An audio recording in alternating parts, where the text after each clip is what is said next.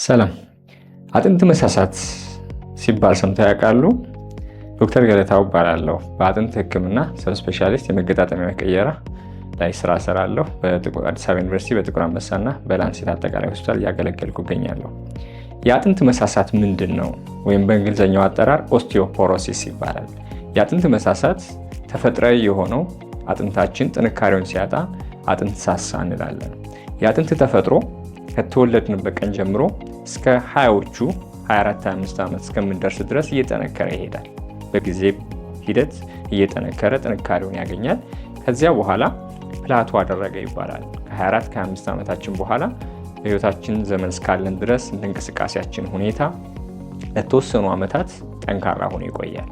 ይሁንና በተለይ ሴቶች ላይ የሚታዩ ይሄ የወር አበባ መቅረት ጋር ተያይዞ አጥንቱ የሚያለመልሙ አጥንትን የሚያጠነክሩ ሆርሞን የምንላቸው ይዛባሉ። በዛ ምክንያት አጥንት ከነበረው ጥንካሬ እየሳሳ ይመጣል። ያ ኦስቲዮፖሮሲስ ይባላል።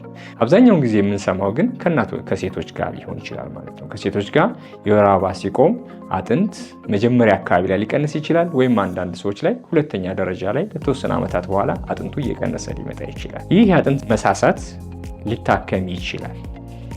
ይህ አጥንት መሳሳት ሲመጣ የምናደርጋቸው ቅድመ ሁኔታዎች አሉ። አንደኛው ሕክምናውን መጀመር ሊሆን ይችላል። ሁለተኛው ደግሞ ፎል ፕሪቨንሽን ፕሮግራም ይባላል። በተለያዩ ሀገሮች ሰዎች አጥንታቸው ከሳሳ በቀላሉ በሚወድቁበት ሰዓት ሊሰበሩ ይችላሉ።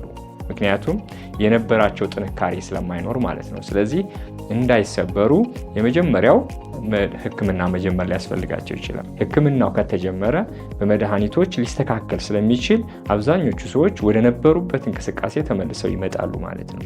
ስለዚህ አጥንት ሳሳ ማለት በቃ አለቀ ማለት ላይሆን ይችላል ማለት ነው።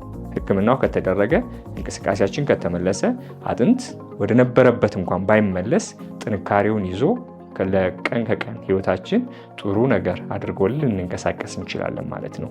ስለዚህ አጥንትዎት በሚሳሳ ሰዓት ለመታከም ዛሬ ነገ ሳይሉ ወደ አቅራቢያ ወዳለው ሆስፒታል ወይም አጥንት ሐኪሞች ባሉበት አካባቢ በመገኘት ሕክምናዎትን እንዲያደርጉ እንመክራለን። እናመሰግናለን። ላንሴት አጠቃላይ ሆስፒታል